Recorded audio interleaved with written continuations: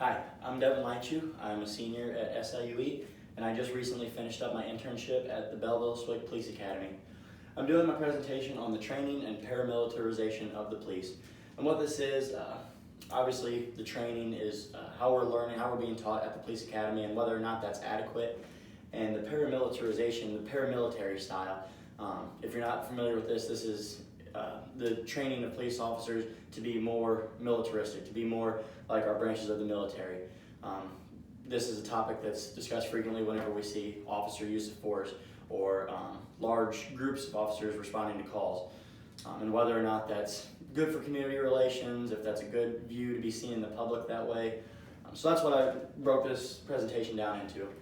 To get started with my literature review, one of the first articles that I read was by an author named Marion, and she herself went through a police academy as an observer to see how the police academy was taught, whether the training methods are adequate, very similar to what I'm doing.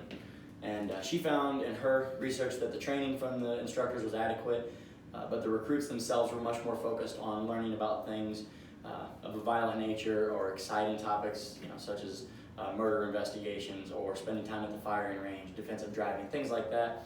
And they may not pay as much attention in classes such as report writing or communications.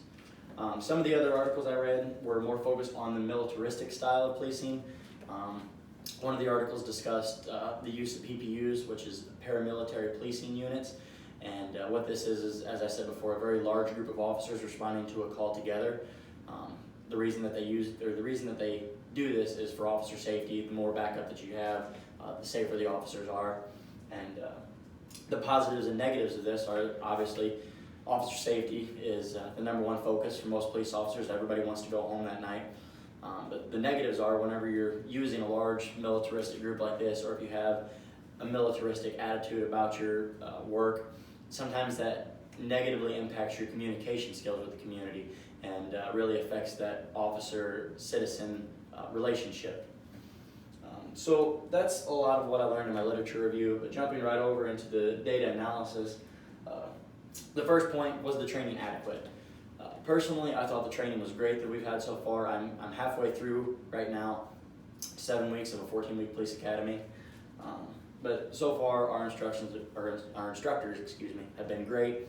They do a great job explaining. They take their time, make sure everybody understands it, and they really take the time to get to know us individually and build a rapport with the recruits there.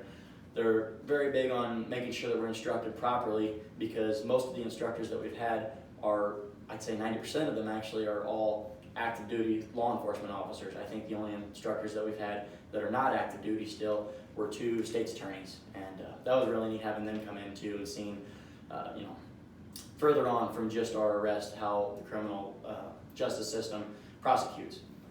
But aside from that, as I was saying, the training that we've had, I have no complaints whatsoever. They've done a great job. And then jumping into the paramilitarization, most of our instructors are, I'd say the majority of them haven't even mentioned any type of militaristic styles. Our one instructor, I believe in my paper I refer to him as Sergeant S, taught communications, and he was very big on community-oriented policing. He talked about how communication is in every aspect of our job, and we're constantly communicating with the public every single day. So being able to build a good relationship with them will make our job 10 times easier. It makes people much more likely to comply, to listen to what we ask them to do, and follow the law. One instructor in my paper, I refer to him as Sergeant Black. He comes in 2 times a week normally, and he's big on community relations as well, being able to communicate clearly, but he also teaches us a lot about officer safety and how we should conduct ourselves when the time comes that communication is off the table. So we do get a little bit of a style of militaristic training with him, but as I've said, this is to keep officers safe, keep officers alive, and make sure everybody goes home at night. With this militaristic style of teaching, there are positives and negatives. As I said before, the positives are that it keeps officers safe.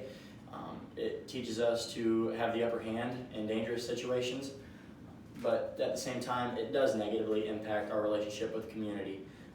Whether it be the person that we're arresting, friends, family of him, everybody that we may have to use any type of force on, does get somewhat of a bad taste in their mouth or may see the police in a negative view. But the amount of militaristic instruction that we have received compared to what I was expecting after reading the literature review was far less. So to wrap this up, as I was saying, the amount of militaristic instruction that we've had was minimum. Almost everything that we've learned is after a situation has went bad, whenever the communication that we're trying to conduct is not working, and whenever something can become dangerous. But really, as far as being taught as a military unit, that hardly happened whatsoever. The only time I can even relate to thinking I was in the military is during our physical training, during working out.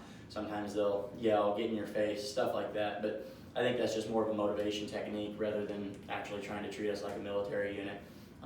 But as far as the instruction goes, I don't think that it was near as much as I was expecting after reading the literature review.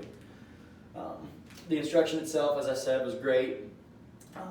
Most of the articles I read explained that the training would be qualified or would be adequate, but I thought it was superior to even anything I was expecting. It was great training. I had no complaints about that. I'm learning a lot there. But overall, I think the biggest basis of what we're learning is a style of community-oriented policing more than a militaristic style. They want us to be able to communicate effectively, and that's what almost all the instructors are taking the time to teach us. And the only time that we will use any militaristic style of policing is when things are too far gone, when communication isn't working and a situation could become dangerous. So that pretty much wraps up my presentation here. I want to thank you guys for taking the time to watch the video.